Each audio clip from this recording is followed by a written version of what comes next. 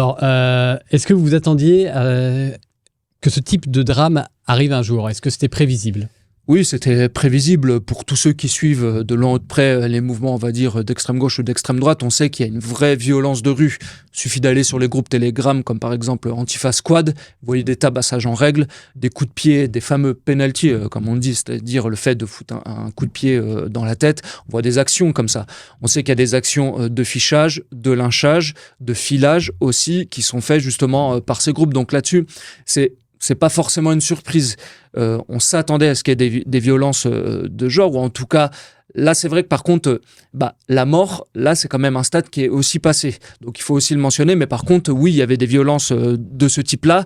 Et c'est absolument pas là-dessus une surprise de voir justement qu'il y a eu des affrontements. Mais oui, je suis pas surpris qu'on en ait malheureusement arrivé à une issue comme celle-ci. Alors, on parlait des réactions de la France Insoumise. Est-ce qu'on peut les exonérer de toute responsabilité? Si on fait l'historique du lien entre la France Insoumise et la Jeune Garde, c'est assez compliqué.